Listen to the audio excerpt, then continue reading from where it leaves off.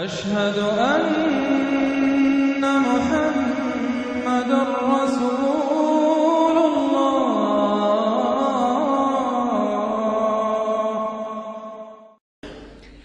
یہ جو اب تیسری صورت آ رہی ہے اس چھوٹے گروپ کی، سب گروپ کی، سورۃ الحجر، اس کا سٹائل بالکل مختلف، مزاج منفرد، لیکن اس مجموعے کے اندر جو ہے اپنے اسلوب کے اعتبار سے یہ بالکل منفرد ہے۔ جیسے سورہ یونس سورہ ہود جوڑے کی شکل میں، سورہ یوسف منفرد، اگرچہ اس کا ایک جوڑا ہے اور وہ ہے دوسری جگہ پر سورہ طٰہٰ، وہ ہم جب پڑھیں گے تو وہاں اور بات واضح ہو جائے گی۔ دوسرا سب گروپ، اس میں یہ دو صورتیں تقریباً ایک مزاج کی، ایک ان کے درمیان جو ہے نسبت زوجیت سورہ رعد اور سورہ ابراہیم میں۔ تیسری صورت سورہ ہجر ہے۔ اب اس میں جو فرق ہے نوٹ کیجئے، سورہ رعد کے 6 رکوع ہیں اور 43 آیات ہیں، گویا کہ 7 آیات فی رکوع کا حساب بنتا ہے۔ سورہ ابراہیم کے 7 رکوع ہیں، 52 آیات ہیں، 7.5 آیت فی رکوع۔ سورہ ہجر کے 6 رکوع ہیں، 99 آیات ہیں، 16.5 آیات فی رکوع آپ کو ملیں گی۔ یہ اصل میں قرآن مجید میں مکی صورتوں میں آپ کو اسلوب کا یہ فرق نوٹ کر لینا چاہیے کہ جو ابتدائی صورتیں نازل ہوئی اس میں آیتیں چھوٹی چھوٹی، ردم بہت تیز، جیسے کہ پہاڑی نالے ہوتے ہیں، دریا ہوتے ہیں تو ان کا پاٹ بہت کم ہوتا ہے لیکن بہاؤ بہت تیز ہوتا ہے۔ دریائے کنہار جس نے بھی دیکھا ہے، دریائے سوات دیکھا ہے کالام میں یا کہیں اور، تو ان کی چوڑائی تو کچھ بھی نہیں ہوتی، بلکہ دریائے سندھ یہ پورا جو ہے، یہ شاہراہ ریشم جو ہے اس کے ساتھ دیکھیے تو نیچے معلوم ہوتا ہے چھوٹی سی کوئی لکیر پانی کی ہے، اس کے سوا کچھ بھی نہیں۔ لیکن جب وہی دریا آتے ہیں میدانوں میں تو اب آپ کو معلوم ہے دریائے سندھ جب دریا خاں کے پاس سے گزرتا ہے تو وہ 14 میل چوڑا بھی ہوا کرتا تھا، بارشوں کے زمانے میں 14 میل چوڑائی، اسی طریقے سے نیچے باولپور کے ایریا میں۔ تو یہ فرق ہے ان آیات کا۔ جو ابتدائی مکی صورتیں ہیں آیتیں چھوٹی چھوٹی، ان میں صوتی آہنگ بہت نمایاں، اس میں ایک موسیقی اور غنا کا پہلو بہت ہی واضح، اور اس میں جو ہے مضامین پھیل کر آتے ہیں، کھل کھل کر آتے ہیں، بڑی جو مضامین بہت گہرے ہوتے ہیں اور بہت پختہ ہوتے ہیں، احکمت آیات ہو۔ بعد میں جو صورتیں آئی ہیں مکی دور میں ہی ان مزاج بدلنا شروع ہوا، درمیانی دور میں کچھ اور آخری میں آ کر اب آیتیں بڑی بڑی ہیں، لمبی لمبی ہیں، اور یہ چیز جا کر پھر مدنی دور میں پھر انتہا کو پہنچ جاتی ہے۔ ایک آیت، آیت الکرسی، آیت البر وہ ہم پڑھ چکے، آیت الدین، ایک آیت کتنی بڑی۔ پھر وہاں ظاہر بات ہے کہ وہ ردم بھی اتنا نمایاں نہیں رہتا جتنا کہ آپ سورہ قاف میں دیکھتے ہیں، سورۃ النجم میں دیکھتے ہیں، سورہ رحمان میں دیکھتے ہیں، سورہ واقعہ میں دیکھتے ہیں، سورہ ملک میں دیکھتے ہیں۔ یہ جو صورتیں ہیں آخری جو 2 گروپس کی ہیں، انہی کی طرح کی ایک صورت یہ سورہ ہجر ہے۔ اصل میں زمانہ نزول کے اعتبار سے یہ ابتدائی 4 سالوں کی صورت ہے۔ اب یہ کہ مصحف میں یہاں کیوں رکھی گئی ہے، اب میں بہت ہی جرأت کر کے ایک بات کہہ رہا ہوں، اللہ عالم، میں یہ سمجھتا ہوں کہ یہ جو کہ ان صورتوں کا یہ سلسلہ بہت طویل ہو گیا اور اس میں ایک طرح کی مونوٹنی سی پیدا ہو رہی ہے، مضامین جو ہے تقریباً ایک ہی طرح کے دوہرا کر آ رہے ہیں، وہی ایک ان کا مطالبہ، معجزہ دکھاؤ، حصی کو نشانی دکھاؤ، اس کا جواب۔ تو رد و قدح جو ہے یہ تمام صورتیں جو ہم نے پڑھ لی ہیں 5 صورتیں، ان کے اندر مزاج ایک ہی ہے۔ تو گویا کہ اس مونوٹنی کو اللہ تعالیٰ نے چاہا کہ ختم کر کے، اور ابتدائی دور کی ایک صورت جس کا مزاج مختلف ہے ان صورتوں سے، اس کو یہاں شامل کر دیا گیا۔ البتہ یہ ہے کہ سورہ شعراء جو ہے، میں نے آپ کو بتایا تھا کہ 227 آیتیں ہیں اس کی، کل 14 رکوع ہیں، تقریباً یہی اوسط بنے گا اس کا، 16-17 آیتیں ہر رکوع کے اندر۔ سورہ شعراء اس سے بہت مشابہ ہے اس سورہ ہجر کا مضمون۔ دوسری بات یہ نوٹ کر لیجئے کہ یہاں پر خاص طور پر وہ جو میں نے آپ سے عرض کیا تھا کہ جو پاروں کی تقسیم ہوئی ہے اس میں کوئی حکمت پیش نظر نہیں رکھی گئی، اور یہ دور صحابہ میں تھا بھی نہیں۔ اب دیکھیے کہ سورہ ہجر کی صرف ایک آیت ہے کہ جو 13ویں پارے میں شامل ہے، اور اس کے بعد پوری سورت جو ہے ربما یود الذین کفروا، یہ پوری جو ہے دوسرے پارے 14ویں پارے کے اندر ہے۔ یہی سورت ہم دیکھ آئے ہیں سورہ ہود کے اندر۔ سورہ ہود کی صرف چند آیتیں ہیں کہ جو 11ویں پارے میں تھی، جی ہاں، اس کی 5 آیتیں جو ہیں یہ 11ویں پارے میں اور باقی پوری صورت 12ویں پارے میں۔ تو پاروں کی تقسیم جو ہے یہ اصل میں وہ بعد کے زمانے میں کی گئی ہے، اور اس میں ان چیزوں کو مد نظر نہیں رکھا گیا، جبکہ منزلیں پوری صورتیں، 3 صورتیں، 5 صورتیں، 7 صورتیں، جیسا کہ میں آپ کو بتا چکا ہوں۔ مکی اور مدنی صورتوں کے گروپ ہے، پوری صورتیں۔ یہ گروپ جو ہیں ان کے اندر بھی اور منزلوں کے اندر بھی. منزلوں کا تذکرہ چونکہ دور صحابہ میں بھی پایا جاتا ہے، لیکن یہ کہ یہاں پر ہم دیکھتے ہیں کہ پاروں کے معاملے میں یہ چیز موجود نہیں ہے. اب اگرچہ ہمارے پاس ابھی کچھ 10 منٹ باقی ہیں آج، لیکن یا تو یہ کہ اب اس کو ہم کل استعمال کریں، ہم یہ ٹیپ تو ضائع تو نہیں کریں گے، تو یا آپ کہتے ہیں تو میں کچھ آیتیں جو ہیں وہ سورہ حجر کی پڑھ لیتا ہوں. چلیں. بسم اللہ الرحمن الرحیم. الف لام را، یہ اس سلسلے کی آخری آیت سورت ہے. اب الف لام را، 5 سورتیں الف لام را سے اور ایک سورت الف لام میم را. تلک آیات الکتاب و قرآن مبین، یہ اللہ کی آیات، اللہ کی کتاب کی آیات ہیں اور قرآن مبین کی آیات ہیں. ربما یود الذین کفروا لو کانوا مسلمین، ایک وقت آئے گا کہ وہ لوگ کہ جنہوں نے کفر کیا تھا حسرت کے ساتھ کہیں گے کاش کہ ہم اسلام لے آتے. وہ وقت آئے گا، ان کا کفر ان کے لیے حسرت بن جائے گا. ذرہم یاکلوا ویتمتعوا، اے نبی چھوڑیے ان کو، نظر انداز کر دیجئے، اپنی توجہ ان کی طرف سے ہٹا لیجئے. یہ کھا پی لیں، تمتع کر لیں، فائدہ اٹھا لیں، زمین کے اندر رہ کر جو کھانا پینا ہے، جو چرنا چگنا ہے کر لیں. وَيُلْهِهِمُ الْعَمَلُ، اور امیدیں ان کو غافل کیے رکھیں. یہ جو یلہہم العمل ہے، الہا یلہی الہاءً، غافل کر دینا. حدیث میں آتا ہے ما قل وکفا خیر مما کثر والہا، اگر کوئی شے کم ہے لیکن کفایت کر جائے، آپ کی ضرورت پوری ہو جائے، یہ اس سے کہیں بہتر ہے کہ زیادہ ہو اور وہ غافل کر دے. اگر زیادتی ہے، فراوانی ہے، رزق کی سر و سامان موجود ہے، ہر چیز، کوئی ضرورت کبھی اٹکتی نہیں، تو اللہ یاد نہیں آئے گا، اللہ سے غفلت ہو جائے گی. اس سے بہتر یہ ہے کہ ضرورت تو پوری ہو جائے، کسی کے سامنے دستے سوال دراز نہ کرنا پڑے، لیکن یہ ہے کہ اس سے زیادہ نہ ہو کہ تاکہ غفلت نہ ہو. ما قل وکفا خیر مما کثر والہا، الہاکم التکاثر، وہ صورت مبارکہ ذہن میں رکھیے. وَيُلْهِهِمُ الْعَمَلُ، طول عمل کہلاتا ہے. یہ انسان لمبے لمبے نقشے بناتا چلا جاتا ہے، میں یوں کروں گا، پھر ایسے کروں گا، پھر اس طرح کروں گا، پھر اس سے یہ کہ وہ کارخانہ بنا لوں گا، پھر ایک اور کارخانہ بنا لوں گا، یا یہ کہ اپنے پروفیشن کے اندر یہ کام کروں گا، اس طرح آگے بڑھوں گا. اسی میں مگن رہتا ہے، زندگی ختم ہو جاتی ہے. فَسَوْفَ يَعْلَمُونَ، تو ان قریب انہیں معلوم ہو جائے گا اور انہیں حقیقت جو ہے ان پر منکشف ہو جائے گی. وَمَا أَهْلَكْنَا مِنْ قَرْيَةٍ إِلَّا وَلَهَا کِتَابٌ معلوم، اور ہم نے کسی بھی بستی کو ہلاک نہیں کیا مگر یہ کہ اس کا وقت معین تھا لکھا ہوا، اس سے پہلے وہ عذاب نہیں آیا. مَا تَسْبِقُ مِنْ أُمَّةٍ أَجَلَهَا وَمَا يَسْتَأْخِرُونَ، اور جب وہ وقت آ جاتا تھا تو نہ کوئی امت وہ اس سے پہلے آگے بڑھ سکتی تھی اور نہ وہ پیچھے کر سکتے تھے. وہ وقت تو معین ہے اللہ کا، تو نہ وہ پیچھے کر سکتے ہیں نہ امت آگے بڑھ سکتی ہے. وَقَالُوا يَا أَيُّهَا الَّذِي نُزِّلَ عَلَيْهِ الذِّكْرُ إِنَّكَ لَمَجْنُونٌ، اور بڑی ڈھٹائی کے ساتھ انہوں نے کہا اے وہ شخص جس کا یہ گمان ہے کہ اس پر ذکر نازل ہوا ہے. یہ ترجمہ میں کر رہا ہوں، ورنہ لفظی ترجمہ کیا ہوگا؟ اے وہ شخص جس پر ذکر نازل کیا گیا ہے، انک لمجنون، ہمارے نزدیک تو تم مجنون ہو، تمہارا دماغ خراب ہو گیا ہے، تم پر جن کا اسیب کا سایہ آ گیا ہے، یا تمہارا دماغی توازن صحیح نہیں رہا. لہذا بامحاورہ ترجمہ ہوگا اے وہ شخص، قالوا یا ایھا الذی، اے وہ شخص جو یہ سمجھتا ہے، جس کو یہ زوم ہے، جس کا گمان ہے، نزل علیہ الذکر، کہ اس پر اللہ کی طرف سے الذکر نازل ہوا ہے، یاد دہانی نازل ہوئی ہے، انک لمجنون، ہمارے نزدیک تو تم دیوانے ہو گئے ہو. معاذ اللہ ثم معاذ اللہ. لو ما تاتینا بالملائکۃ ان کنت من الصادقین، کیوں نہیں لے آتے فرشتوں کی فوج ہمارے سامنے اگر تم سچے ہو. ما ننزل الملائکۃ الا بالحق، اور اللہ تعالیٰ کی طرف سے جواب آ رہا ہے ہم نہیں اتارا کرتے فرشتوں کو مگر حق کے ساتھ. فرشتے تو آتے تو عذاب لے کر آتے ہیں، فیصلہ لے کر آتے ہیں. فرشتے آئے تھے حضرت لوط کی قوم کے اوپر اور سدوم اور عمورہ کی بستیوں پر عذاب لانے کے لیے آ گئے تھے. تو یہ فرشتوں کو بلانا چاہتے ہیں، اپنی شامت بلانا چاہتے ہیں. ما ننزل الملائکۃ الا بالحق، وہ تو آتے ہیں تو آخری فیصلے کے لیے آتے ہیں. وما کانوا اذا منذرین، اور پھر انہیں کوئی اور پھر مہلت نہیں دی جاتی.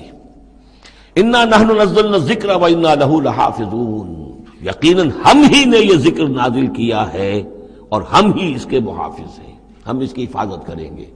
یہ آیت مبارکہ بہت اہم ہے، جیسا کہ اس سے پہلے بھی عرض ہو چکا ہے کہ قرآن کی محفوظیت کے معاملے میں کہ اللہ تعالیٰ نے اس کی حفاظت کا ذمہ خود لیا ہے. یہاں تک تو تعلق ہے انا نحن نزلنا الذکر کا تو یہ چیز تو اپلیکیبل ہے تورات کو بھی اور انجیل کو بھی. تورات بھی اللہ نے نازل کی، ہم پڑھ چکے سورہ مائدہ میں انا انزلنا التوراۃ فیہا ھدی ونور، فیہا ھدی ونور. انجیل نازل کی ہم نے، اس میں ہدایت بھی تھی، نور بھی تھا. لیکن دوسرا ٹکڑا انا لہو لحافظون، ہم ہی ہیں اس کی حفاظت کرنے والے، یہ صرف ایکسکلوسیو ہے معاملہ قرآن کا. اس کے سوا کسی اور صحیفہ آسمانی اور کسی کتاب سماوی کو اللہ تعالیٰ نے ضمانت نہیں دی. اور اس کی وجہ یہی ہے کہ اصل ہدایت نامہ جو ابدی ہے، جو کامل ہے، وہ ابھی آنے والا ہے. لہذا یہ سابقہ ایڈیشنز جو ہیں، نامکمل ایڈیشنز ہیں، یہ تو یوں سمجھیے کہ انٹرم پیریڈ کے لیے کچھ انسٹرکشنز تھی جو دے دی گئیں، ان کو مستقل طور پر محفوظ رکھنے کی کوئی ضرورت نہیں تھی. یہ ختم نبوت پر ایک بہت بڑی دلیل ہے کہ کسی بھی قادیانی سے اگر بات کی جائے تو اگر اس سے یہ کہا جائے کہ آیا تمہارے نزدیک قرآن میں ہدایت کامل ہوئی یا نہیں، تو جواب دے گا ہدایت تو کامل ہو گئی. نمبر 2، کیا تمہارے نزدیک قرآن محفوظ ہے یا نہیں؟ اگر وہ محفوظ بھی ہے تو پھر کسی اور وحی کی ضرورت کیا ہے؟ اللہ تعالیٰ کوئی کام عبث تو نہیں کرتا، ضرورت کے بغیر نہیں کرتا، کسی مقصد کے بغیر نہیں کرتا. یا تو یہ کہیں کہ ابھی ہدایت کامل نہیں ہوئی تھی، وہی جاری رہنی چاہیے، اس کا جواز ہو جائے گا. یا کہیں کہ کامل تو ہو گئی تھی قرآن میں لیکن وہ تو ضائع ہو گئی، محفوظ نہیں رہی، تب بھی وحی کی کھڑکی جو ہے اس کے کھلے رہنے کا جواز پیدا ہوگا. لیکن اگر کوئی شخص ان دونوں باتوں کو نہ مانے بلکہ اعتراف کر لے کہ ہدایت قرآن میں کامل ہو گئی اور یہ کہ وہ محفوظ بھی ہے، تو پھر اجرائے وحی، یہ تھا اصل میں جو فتنہ اٹھایا ہے غلام احمد قادیانی نے کہ وحی تو ایک نعمت تھی، کیسے بند ہو سکتی ہے، وحی کا سلسلہ جاری رہے گا. لیکن اس کو لے کر اس نے جو ہے پھر آگے اپنی نبوت کا دعویٰ کیا. لیکن اجرائے وحی کے لیے ضرورت عقلی جو ہے وہ دو شکلوں کے سوا ثابت نہیں ہو سکتی. یا ہدایت کامل نہیں ہوئی ہوتی جیسے کہ ابھی تورات میں نہیں ہوئی تھی، انجیل میں نہیں ہوئی تھی، قرآن میں آ کر کامل ہو گئی، یا کامل ہو کر اور وہ گم ہو گئی ہو، اس میں کوئی ترمیم و تنسیخ ہو گئی ہو جو کہ پھر وحی کے ذریعے سے اس کی تصحیح ہو سکے. اور دونوں باتیں اگر کوئی نہیں مانتا تو کوئی عقلی دلیل جو ہے وحی کے جاری رہنے کے لیے موجود نہیں. وَلَقَدْ أَرْسَلْنَا مِن قَبْلِكَ فِي شِيَعِ الْأَوَّلِينَ، اور اے نبی ہم نے آپ سے پہلے بھی رسول بھیجے تھے اگلی جماعتوں میں، اگلی قوموں میں. یہ شیعہ اس علیحدہ ہو جانے والے، کیونکہ قومیں بڑھتی چلی گئی نسلوں کے اندر. حضرت نوح علیہ السلام کی قوم تقسیم ہو گئی، ان کے 3 بیٹوں سے نسلیں بنتی چلی گئیں، تو یہ گویا کہ شائع ہونا، علیحدہ ہونا، پھیل جانا، پھیلتی چلی گئی. وما یاتیہم من رسول الا کانوا بہ یستہزئون، اور نہیں آیا ان کے پاس کوئی بھی رسول، جب بھی کبھی آیا مگر وہ استہزاء کرتے رہے، تبصر کرتے رہے. کذالک نسلکہ فی قلوب المجرمین، اسی طریقے سے ہم اس کو چبو دیتے تھے مجرموں کے دلوں کے اندر. مجرموں کے دلوں میں جا کر وہ چبھ جاتی تھی، وہ سمجھ لیتے تھے کہ حق ہے، لیکن چونکہ ان کے مفادات پر زد پڑتی تھی تو وہ استہزاء کرتے تھے. لا یؤمنون بہ، وہ ایمان نہیں لائیں گے اس پر. وقد خلت سنت الاولین، اور اے نبی یہ پہلوں کی بھی یہ سنت گزر چکی ہے. یہی طریقہ ہمیشہ رہا ہے، جیسے آج آپ آئے ہیں یا ذکر آپ پر نازل کیا گیا ہے، ایسے ہی ہم رسولوں کو بھیجتے رہے، کتابیں ان پر نازل ہوئیں، لیکن یہ کہ انہوں نے مان کر نہیں دیا. وَلَوْ فَتَحْنَا عَلَيْهِمْ بَابًا مِّنَ السَّمَاءِ فَظَلُّوا فِيهِ يَعْرُجُونَ، اور اگر ہم نے اس پر آسمان کا کوئی دروازہ کھول بھی دیا ہوتا اور وہ اس میں چڑھنے لگتے، تب بھی وہ یہ کہتے لَقَالُوا إِنَّمَا سُكِّرَتْ أَبْصَارُنَا، کہ ہماری تو نگاہوں پر کچھ جادو کر دیا گیا، شکر کر دیا گیا، نظر بندی کر دی گئی تھی. بل نحن قوم مسحورون، حقیقت میں تو ہم جادو کی زد میں آ گئے تھے. وَلَقَدْ جَعَلْنَا فِي السَّمَاءِ بُرُوجًا وَزَيَّنَّاهَا لِلنَّاظِرِينَ وَحَفِظْنَاهَا مِنْ كُلِّ شَيْطَانٍ رَجِيمٍ إِلَّا مَنِ اسْتَرَقَ السَّمْعَ فَأَتْبَعَهُ شِهَابٌ مُّبِينٌ.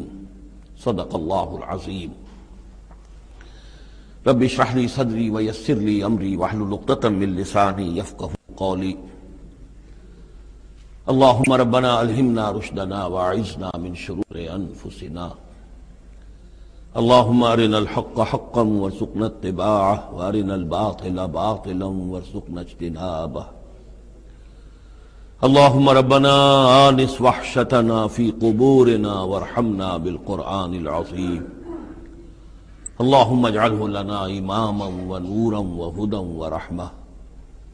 اللهم ذكرنا منه ما نسينا وعلمنا منه ما جهلنا وارزقنا تلاوته آناء الليل وآناء النهار واجعله لنا حجة يا رب العالمين آمين. سورہ ہجر کے پہلے رکوع میں، جس کا ترجمہ ہم کر چکے ہیں، دو مرتبہ قرآن حکیم کے لیے لفظ آیا ہے الذکر، اس کی طرف خصوصی توجہ کی ضرورت ہے۔ ایک تو یہ کہ خود اللہ تعالیٰ نے فرمایا انا نحن نزلنا الذکر وانا لہ لحافظون، ہم نے ہی یہ ذکر، یہ قرآن نازل کیا ہے اور ہم ہی اس کے محافظ ہیں۔ اور ایک مرتبہ آیا ہے کہ جو آپ کے مخالفین تھے اور جو استہزاء کر رہے تھے، انہوں نے مذاق اڑاتے ہوئے کہا یا ایھا الذی نزل علیہ الذکر انک لمجنون، اے وہ شخص کہ جس کا گمان ہے ذکر نازل ہوا ہے، ہم تو سمجھتے ہیں کہ تمہارا دماغی توازن ٹھیک نہیں رہا، یا یہ کہ تم پر کسی آسیب کا سایہ آ گیا ہے۔ یہ مجنون کی وضاحت بھی سمجھ لیجئے، مجنون جن سے بھی بنا ہے۔ جن کہتے ہیں عربی زبان میں مخفی شے کو، اس لیے جنین کہلاتا ہے وہ بچہ جو ابھی رحم مادر میں ہے، جو نظر نہیں آتا، چھپا ہوا ہے، معلوم تو ہے کہ بچہ ہے، پیٹ میں ہے، لیکن یہ کہ جنین ہے وہ ابھی وہ چھپا ہوا ہے۔ اسی سے لفظ جنت بنا ہے۔ جنت جو ہے زمین کا وہ ٹکڑا ہے جس پر خوب درخت ہوں، پودے ہوں، گھاس ہو، تو زمین چھپی ہوئی ہو، زمین ڈھکی ہوئی ہے، زمین جو ہے نمایاں نہیں ہے۔ جنت وہ ہے۔ جن علیہ اللیل کا آیا تھا کہ جب حضرت ابراہیم کا تذکرہ تھا، جب رات نے اس پر تاریکی کا پردہ طاری کر دیا تو گویا کہ ہر شے چھپ گئی۔ تو یہ جو جن کسی پر آ جانا، جس کو ہم کہتے ہیں اس پر کو آسیب کا سایہ ہو گیا، تو مجنون کے معنی یہ بھی تھے۔ اور مجنون اس کو بھی کہتے تھے کہ جس کا دماغی توازن ٹھیک نہ رہا ہو۔ اور یہ بات خاص طور پر نوٹ کرنے کی ہے کہ یہ بات اصل میں حضور کے بارے میں بالکل ابتدائی دور میں کہی گئی تھی، اور اس کے کہنے والوں میں وہ لوگ بھی تھے کہ جو معاندانہ انداز میں نہیں بلکہ ہمدردانہ انداز میں کہہ رہے تھے۔ یعنی بالکل شروع میں جب حضور نے دعویٰ کیا نبوت کا اور فرمایا کہ اس طرح میں تھا وہاں غار حرا میں، اور وہاں فرشتہ آیا ہے، جبرائیل آیا ہے، تو بہت سے لوگوں کو گمان ہوا کہ معلوم ہوتا ہے کہ کوئی بدروح، کوئی آسیب کا سایہ ہو گیا ہے انہیں۔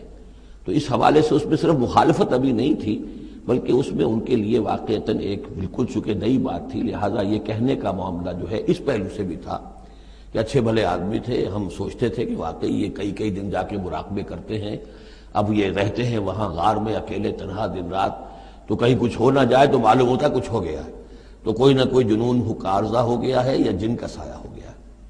تو اس لفظ کو بھی سمجھ لیجیے، اور جو بتانا تھا وہ یہ ہے کہ سورہ نون جو کہ بالکل ابتدائی دور میں نازل ہوئی ہے، جس کا نام سورہ قلم بھی ہے، 29ویں پارے کی دوسری سورت، اس میں بھی یہی بات جو ہے کہی گئی ہے۔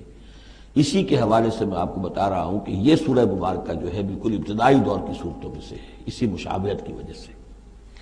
قرآن مجید کا ذکر ہونا اس معنی میں ہے، کئی مرتبہ واضح کر چکا ہوں کہ قرآن کا فلسفہ یہ ہے کہ جو ایمانی حقائق ہیں، خاص طور پر اللہ کی ذات کا علم اور اس کی صفات کا علم، وہ روح انسانی کے اندر موجود ہے، بس صرف اس پر ظہور کا پردہ طاری ہو گیا۔ جیسے آپ کو کوئی چیز پہلے معلوم تھی، اب یاد نہیں رہی، معلوم تھی لیکن اب بھول گیا۔ بھولنے کا مطلب کیا ہے کہ وہ آپ کی یادداشت کے ذخیرے میں کہیں نیچی اتر گئی ہے۔ وہ حافظ خانہ جو ہے، ہر انسان کی میموری جو ہے، اب اس کے نہ معلوم کتنے تہہ خانے ہیں، ان میں کسی نچلے تہہ خانے میں جا کر چھپ گئی ہے، وہ آپ کے شعور کی سطح پر نہیں ہے۔ تو کوئی چیز جس کا اس سے تعلق ہو، وہ اگر سامنے آئے گی تو فوراً وہ چیز یاد آ جائے گی۔ ایک دوست سے سال ہا سال ہو گئے ملاقات نہیں، کبھی خیال بھی نہیں آیا، بھول گئے آپ اس کو، لیکن اچانک کبھی اس نے کوئی رومال آپ کو دیا تھا، کوئی قلم دیا تھا، آپ نے ٹرنک میں رکھا ہوا تھا، ٹرنک کھولا، وہ قلم یا رومال دکھائی دیا، فوراً دوست یاد آ گیا۔ تو یہ قلم یا یہ رومال جو ہے یہ آیت ہے، یہ نشانی ہے، اس نشانی سے آپ کو ایک بھولی بسلی بات یاد آ گئی۔ اسی طرح یہ آیات آفاقیہ، آیات انفسیہ، آیات قرآنیہ، یہ آیات ہیں، نشانیاں ہیں یاد دلانے کے لیے، تاکہ اللہ یاد آ جائے۔ حقیقت میں اللہ تعالیٰ کا علم اور اللہ کی معرفت سوئی ہوئی ڈورمنٹ پوزیشن میں، ڈورمنٹ کنڈیشن میں ہماری روح میں موجود ہے۔ تو الذکر، دی ریممبرنس یا دی ریمائنڈنگ، یہ اصل میں وہ چیزیں کہ جو روح انسانی کے اندر موجود ہیں، لیکن جن پر ظہور کے اور نسیان کے پردے پڑ گئے ہیں، ان پردوں کو ہٹا کر تازہ کرنا۔ وَلَقَدْ جَعَلْنَا فِي السَّمَاءِ بُرُوجًا، اور ہم نے آسمان میں برج بنائے۔ یہ بھی ابھی ہم نہیں کہہ سکتے کہ ان کی اصل حقیقت کیا ہے، یہ بھی آیات متشابہات میں سے شمار ہوں گے۔ وَزَيَّنَّاهَا لِلنَّاظِرِينَ، اور ہم نے اسے مزین کر دیا ہے آسمان کو اور برجوں کو دیکھنے والوں کے لیے، جو بھی ستارے نظر آتے ہیں، کیا رنگا رنگ نقشہ آسمان پر نظر آتا ہے۔ وَحَفِظْنَاهَا مِن كُلِّ شَيْطَانٍ رَجِيمٍ۔ البتہ اب یہ وہ بات ہے جو ایمان بالغیب کے حوالے سے ہمیں ماننی ہوگی کہ ان ستاروں کا ایک کام یہ بھی ہے کہ اللہ تعالیٰ نے ان کو گویا کہ پہرے کی جگہیں بنایا ہے، ہم نے حفاظت کی ہے ان کی ہر شیطان رجیم سے، جو بھی شیطان مردود ہے اس کی طرف سے حفاظت کا یہ سارا سامان ہے کہ جو آسمانوں میں کیا گیا ہے۔ اب اس کے لیے آج میں چاہتا ہوں کہ وہ بات آپ سمجھ لیں اچھی طرح، کہ جیسے آپ آگے آ بھی جائے گا کہ انسانوں کی تخلیق جو ہے وہ تو یوں سمجھیے اس کائنات کے تخلیق کے اعتبار سے بڑی ریسنٹ شے ہے، بڑی ماضی قریب کی بات ہے۔ انسانوں سے بہت پہلے جنات پیدا کیے گئے تھے، جنات سے بہت پہلے ملائکہ پیدا کیے گئے تھے، اور انسانوں کی ارواح بھی اسی دور میں پیدا کی گئیں جبکہ یہ ملائکہ پیدا کیے گئے تھے۔ تو جتنی مخلوقات کو ہم جانتے ہیں، بہت سی مخلوقات اب بھی ایسی ہوگی کہ جس کا ہمیں کوئی شعور نہیں، ادراک نہیں، ہم جانتے ہی نہیں۔ جیسے ابھی ہمیں ریسنٹلی معلوم ہوا وائرس بھی کسی بلا کا نام ہے، اس سے کچھ پہلے ہمیں معلوم ہوا بیکٹیریا بھی کسی چیز کو کہتے ہیں، ورنہ یہ کہ ان چیزوں کا کوئی علم ہمیں نہیں تھا۔ ابھی پتہ نہیں اور کیا کیا چیزیں ہیں کہ جو ظہور میں آنے والی ہیں، لیکن جو چیزیں بھی آج تک ہم جانتے ہیں ان میں یوں سمجھیے کہ جن ہستیوں میں خود شعوری ہے، سیلف کانشسنس، وہ تین مخلوقات ہیں صرف، ملائکہ، جنات اور انسان۔ باقی جو حیوانات ہیں زمین کے اوپر، چاہے وہ بر کے ہیں یا بحر کے ہیں یا ہوا کے ہیں، فضا کے ہیں، پرندے ہوں یا زمین پر چلنے والے خشکی کے جانور ہوں یا دریا میں اور سمندر کے اندر جو بھی حیوانات ہیں، مچھلیاں ہیں یا اور جاندار ہیں، ان سب میں شعور تو ہے، خود شعوری نہیں ہے۔ البتہ یہ کہ ترتیب یہی ہے کہ پہلے جنات پیدا کیے گئے اور وہ چونکہ آگ سے پیدا کیے گئے تھے، تو ان کے اندر پوٹینشل جو قوت ہے وہ ہم انسانوں کے مقابلے میں بہت زیادہ ہے، اور ان کی رسائی اس کائنات میں بہت دور تک ہے۔ بس میرا یہ گمان ہے، باقی چیزیں تو میں خاص وثوق سے کہہ رہا ہوں، لیکن میرا گمان یہ ہے کہ جو سولر سسٹم ہے، چونکہ ہماری اس پوری جو ہماری یہ فیملی ہے، یہ خاندان ہے، جو یہ سولر سسٹم ہے، سورج کا کنبہ کہلاتا ہے، تو اس کا جو منبع سرچشمہ ہے وہ سورج ہے، اور معلوم ہوتا ہے کہ اسی کی آگ سے اور اسی کی لپٹ سے اور جنات کی تخلیق ہوئی ہے۔ تو یہ جنات، سولر سسٹم پورا کا پورا جو ہے وہ جنات کے دائرے میں داخل ہے، وہ اس میں آ جا سکتے ہیں۔ اس کے لیے انہیں کسی راکٹ کی ضرورت نہیں، کسی مشین کی ضرورت نہیں، کسی ذرائع کی ضرورت نہیں، بلکہ اس کی استعداد ان کے اندر موجود ہے۔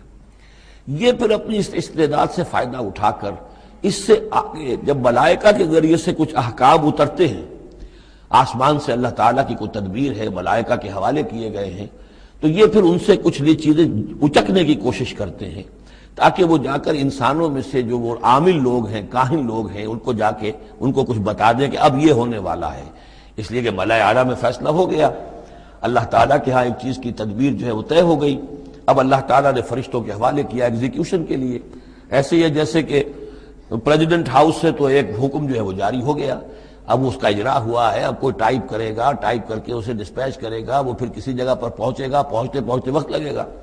اگر وہ جو ٹائپسٹ ہے جس نے ٹائپ کیا ہے وہ ٹیلی فون کرتے کہ صاحب اب یہ حکم آنے والا ہے، وہ تو آ جائے گا، تو ظاہر بات ہے وہ حکم تو پہنچ گیا اس کو، اور اس کے حوالے سے وہ جس شخص کو اس نے یہ خبر دے دی ہے وہ اپنی دکان چمکا سکتا ہے کہ دیکھیے مجھے پہلے سے معلوم تھا کہ یہ حکم آنے والا ہے۔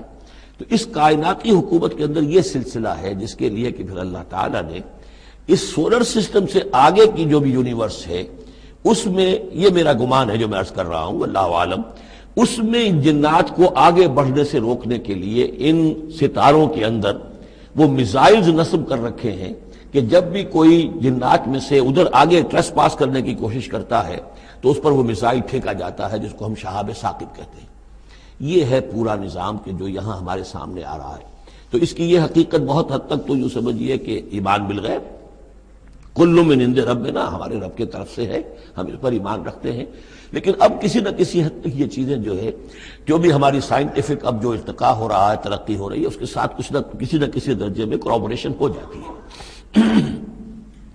وَحَفِظْنَاهَا مِن كُلِّ شَيْطَانٍ رَجِيمٍ، اور ہم نے حفاظت کر لی ہے ان آسمانوں کی ان شیاطین سے کہ جو مردود ہیں، إِلَّا مَنِ اسْتَرَقَ السَّمْعَ، سوائے اس کے کہ جو کوئی چرا کے لے بھاگا، مطلب یہ کہ فرشتہ نازل ہو رہا ہے اور فرشتے کے ساتھ احکام بھی ہیں، چونکہ یہ وہ نوری ہے، یہ ناری ہے، نور اور نار کے درمیان فاصلہ بہت تھوڑا ہے، بہت قرب ہے، لہذا اس کی بدولت اسی وجہ سے یہ جن تھا جو تھا عزازیل، لیکن فرشتوں کے ساتھ اس کا اٹھنا بیٹھنا تھا، انہی میں شامل تھا، اسی لیے ان کی جو آپس میں جو ان کا قرب ہے اس کی وجہ سے فرشتوں سے کوئی اچک لیتے ہیں۔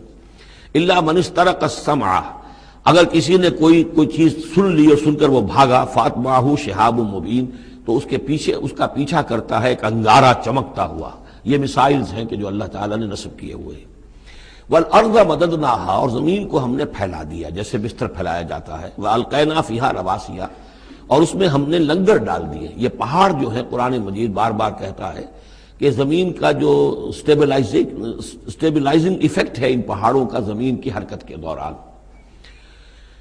فَأَنبَتْنَا فِيهَا مِن كُلِّ شَيْءٍ مَوْزُونٍ، اور اس میں ہم نے اگا دی ہر شے جو کہ بہت ہی اندازے سے ہے، یعنی یہ کہ جو بھی کوئی ایک شے بھی اگر ایک حد سے آگے بڑھ جائے تو وہ باقی ساری چیزوں کو ختم کر دے گی۔ بعض ایسی مچھلیاں ہیں کہ اگر ان کی جو ریپروڈکٹیو صلاحیت ہے، جتنے ان کے انڈے ہوتے ہیں وہ سب انڈے جو ہے وہ مچھلیاں بن جائیں تو چند ہی سال کے اندر یہ زمین جو ہے اس سے کئی گنا حجم جو ہے وہ ایک مچھلی کی اولاد سے اور ایک مچھلی کی نسل سے وجود میں آ جائے گا۔ تو ایک کنٹرول کیا ہوا اللہ نے ہر شے کے اوپر، تمام چیزیں جو ہیں وہ ایک اندازے کے مطابق، ایک وزن کے ساتھ، ایک اندازے کے ساتھ اس دنیا میں چل رہی ہیں۔ من کل شیء موزون، ہر چیز جو ہے وہ ایک اندازے اور وزن کے مطابق ہے۔ وجعلنا لکم فیہا معاش، اور ہم نے اس میں تمہارے لیے طرح طرح کے معاش کے سلسلے پیدا کر دیے۔ ومن لستم لہ برازقین، اور ہم تو ان کو بھی روزی کا سامان دیتے ہیں جن کو تم رزق نہیں دیتے۔ ایک تو یہ ہے کہ تمہارے پاس گھوڑا بندھا ہوا ہے، تمہیں فکر رہتی ہے چارہ اس کو دینا ہے، کچھ نہ کچھ دانہ ڈالنا ہے، لیکن کتنی مخلوقات ہماری ہے کہ تم نہیں ہو اس کو رزق دینے والے، ہم رزق پہنچا رہے ہیں۔ وَإِن مِّن شَيْءٍ إِلَّا عِندَنَا خَزَائِنُهُ، اور نہیں ہے کوئی شے مگر یہ کہ ہمارے پاس تو اس کے خزائن ہیں، لا متناہی، ہماری ریسورسز جو ہیں وہ یہ کہ لمیٹڈ نہیں ہے، لیکن وَمَا نُنَزِّلُهُ إِلَّا بِقَدَرٍ معلوم، ہم نہیں نازل کرتے اس میں سے مگر ایک اندازے کے مطابق کہ جو طے شدہ ہے۔ یعنی یہ کہ سٹور تو بہت بڑا ہے، لیکن یہ کہ سٹور سے جو ایشو ہوتا ہے اللہ تعالیٰ کے ہاں ہر چیز کا، تو اس کا ایشو ہونا جو ہے وہ اندازے کے مطابق ہے، ایک حساب کتاب کے ساتھ ہے، ورنہ جیسا کہ میں نے کہا کیوس ہو جائے۔ وَأَرْسَلْنَا الرِّيَاحَ لَوَاقِحَ، اور ہم نے بھیج دی ہوائیں، ہم بھیج دیتے ہیں ہوائیں جو بوجھل ہوتی ہیں یا بوجھل کرنے والی ہوتی ہیں۔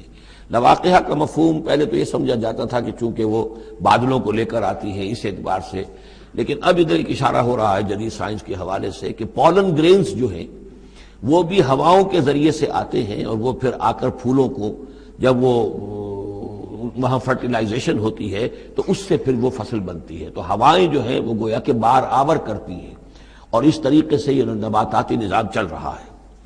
فَأَنزَلْنَا مِنَ السَّمَاءِ مَاءً، پھر ہم نے اتار دیا آسمان سے پانی، فَاسْقَيْنَاكُمُوهُ، پھر ہم نے وہ پانی تمہیں پلایا، تمہارے پینے کے لیے بندوبست کیا۔ وَمَا أَنْتُمْ لَهُ بِخَازِنِينَ، اور دیکھو تم اس کا سٹور نہیں کر سکتے، اس کا خزانہ نہیں بنا سکتے۔ کہاں کس طرح بناؤ گے خزانہ؟ واقعہ یہ ہے کہ یہ جو واٹر سائیکل ہے اس دنیا میں، یہ بھی اللہ تعالیٰ کے عظیم، یعنی سمجھئے کہ کرشموں میں سے اور اللہ کے معجزات میں سے بہت بڑا معجزہ ہے کہ یہ جو ہمارے پہاڑوں کے اوپر اتنے بڑے بڑے گلیشیئرز ہیں، یہ کیا ہے؟ یہ واٹر سٹوریج ہے، ٹینکس ہے۔ یہیں سے تو پانی ہے جو آ رہا ہے نیچے، وہ پگھل رہا ہے سب دھوپ سے، اور پھر وہ ندی نالوں سے ہو کے دریاؤں میں آیا، اور دریاؤں سے ہوتا ہوا زیر زمین سوتوں میں سے بھی گزر رہا ہے۔ وہ آپ نے کہیں پمپ سے نکال لیا، کہیں کنواں کھود لیا، پھر وہ پانی سارا کا سارا سمندروں کے اندر پہنچ گیا، ڈرین ہو گیا، پھر سمندر سے اب یہاں پر وہ ہو رہا ہے کہ دھوپ کی تمازت سے اب اس کی وہ بخارات بن رہے ہیں، اور وہ بخارات اوپر جا رہے ہیں، پھر وہ واپس جا رہا ہے، پھر وہ جو اوور ہیڈ ٹینکس ہیں وہ پھر جو ہے ریپلینش ہو رہے ہیں، وہ ساری جو کمی ہو گئی تھی پھر نئی برف پڑ گئی ہے، نیا سٹور۔ یہ جو نظام ہے اللہ کا، اور یہ واٹر سائیکل سے ہی زندگی قائم ہے۔ مبدأ حیات پانی ہے، مادہ تخلیق حیوانات کا، جو اس دنیا کے حیوانات ہیں ان کا مادہ تخلیق مٹی ہے، مادہ تخلیق جنات کا آگ ہے، مادہ تخلیق انسانی ارواح اور ملائکہ کا نور ہے، لیکن مبدأ حیات جو ہے، حیات انسانی جو ہے یہاں پر، یا حیات حیوانی جو زمین کی ہے، اس پلینٹ کے اوپر جو زندگی ہے، اس کا مبدأ پانی ہے، اس حیات کا۔ تو اب یہ پانی کا سائیکل ہے جو چل رہا ہے. وما انتم لہو بخازنین، تم اس پانی کا کتنا خزانہ کر سکتے ہو، کتنا سٹور کر سکتے ہو، کس طرح کا نظام چلا سکتے ہو، کتنے بڑے پیمانے پر یہ واٹر سائیکل جو ہے اللہ تعالیٰ نے اس دنیا کے اندر چلایا ہوا ہے. وَإِنَّا لَنَحْنُ نُحْيِي وَنُمِيتُ، اور یہ یقیناً ہم ہی ہیں جو باقی بھی رکھتے ہیں اور موت بھی وارد کرتے ہیں، زندہ بھی رکھتے ہیں اور موت بھی وارد کرتے ہیں. وَنَحْنُ الْوَارِثُونَ، اور پھر ہم ہی وارث ہوں گے. ہر شے ختم ہو جائے گی، کسی کی کوئی ملکیت نہیں رہے گی، ساری کی ساری چیزیں پھر ہماری ہی کائنات ہے، ہماری ہی ملکیت ہے. وَلَقَدْ عَلِمْنَا الْمُسْتَقْدِمِينَ مِنْكُمْ وَلَقَدْ عَلِمْنَا الْمُسْتَأْخِرِينَ، ہمارے علم میں سے ہے کون لوگ تم میں سے آگے بڑھیں گے. اب دیکھیے چونکہ ابتدائی زمانے کی صورت ہے یہ، اب کون لوگ ہوں گے جو آگے بڑھ کر قرآن کو سینے سے لگائیں گے، کون لوگ ہوں گے جو محمد کی دعوت پر لبیک کہیں گے. یعنی جو ہم پڑھ چکے ہیں سورہ توبہ میں، السابقون الاولون من المہاجرین والانصار والذین اتبعوہم باحسان، یہ کون لوگ ہوں گے ہمیں معلوم ہے. ہم تو پہلے سے جانتے ہیں کہ ابو بکر ایک لمحے کی دیر نہیں لگائے گا، ہمیں معلوم ہے کہ عثمان کو ایک کچھ زیادہ وقت نہیں لگے گا، ہمیں معلوم ہے کہ ابو بکر کی تبلیغ سے یہ طلحہ اور زبیر اور عبد الرحمن ابن عوف اور سعید ابن زید اور یہ سب لوگ جو ہے ایمان لے آئیں گے، اور ہمیں یہ بھی معلوم ہے کون پیچھے رہ جائے گا، وہ بھی ہمیں معلوم ہے. وَلَقَدْ عَلِمْنَا الْمُسْتَقْدِمِينَ مِنْكُمْ وَلَقَدْ عَلِمْنَا الْمُسْتَأْخِرِينَ وَإِنَّ رَبَّكَ هُوَ يَحْشُرُهُمْ، اور پھر آپ کا رب ان سب کو جمع کرے گا. انہ حکیم علیم، یقیناً وہ کمال حکمت والا اور علم رکھنے والا ہے. اب جو اگلا رکوع آ رہا ہے سورہ مبارکہ کا، یہ اس اعتبار سے بڑا اہم ہے کہ اس میں تخلیق انسانی کے ضمن میں ایک بڑی ثقیل اصطلاح استعمال ہوئی ہے، اور یہ ثقیل اصطلاح 3 مرتبہ آئی ہے. اب ظاہر بات ہے کہ قرآن مجید جو ہے اگر اس طرح کی کوئی شکل اختیار کرتا ہے تو کوئی نہ کوئی حکمت اور ضرورت اس کی پشت پر ہوتی ہے.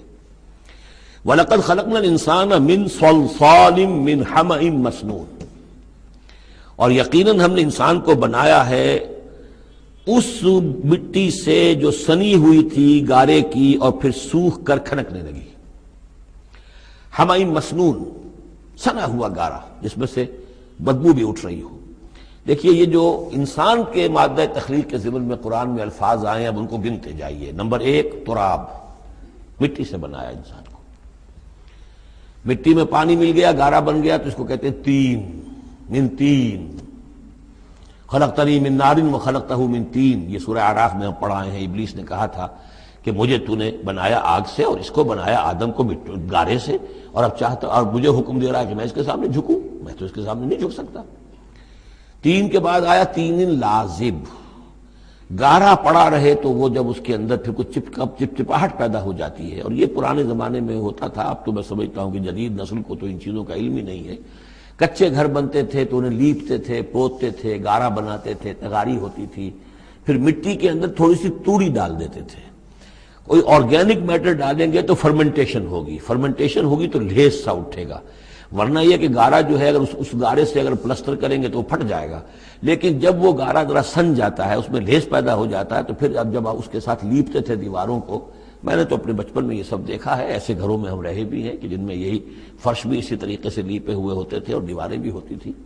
تو یہ کہ پھر اس کے اندر وہ ایک لیس سا پیدا ہو جاتا ہے فرمنٹیشن سے، وہ تین لازم ہے. اس سے اگلی سٹیج یہ ہے کہ اب وہ سڑنے لگے. یہ یعنی فرمنٹیشن اتنی پہنچ گئی کہ اس میں ہے حَمَإٍ مَّسْنُون، سنا ہوا گارا. پھر اگر کسی وجہ سے وہ خشک ہو جائے تو اب وہ کھنکنے لگتا ہے. جیسے کہ کبھی آپ نے دیکھا ہوگا ساحل کے قریب یا کسی دلدلی علاقے میں پپڑی اوپر آ جاتی ہے، جیسے زمین کے اوپر جو ہے پپڑی سی ہوتی ہے، اس پر آپ چلتے ہیں تو وہ کر کر ٹوٹتی ہے، کھنکنے والی مٹی بن جاتی ہے.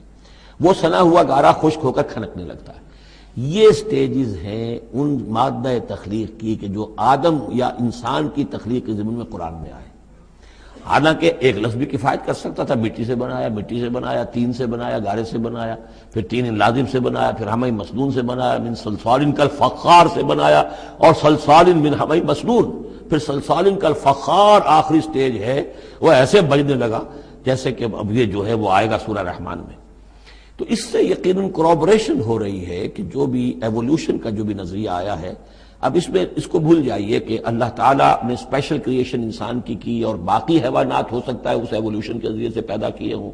اس وقت بحث جو ہے کریشن آف مین کے بارے میں نہیں کر رہا ہوں، لیکن یہ کہ سائنس نے بھی ایک تو یہ بات بتائی کہ یہ ساری حیات حیواناتی جو بھی زمین پر ہے یہ مٹی سے بنی ہے. گویا کہ متفق گردید رائے بو علی بارائے من، قرآن اور سائنس متفق ہو گئے. پھر یہ کہ اس میں مٹی کے اندر گارے کی شکل بنی، پانی ملا، مبدأ حیات پانی ہے، قرآن بھی کہہ رہا ہے۔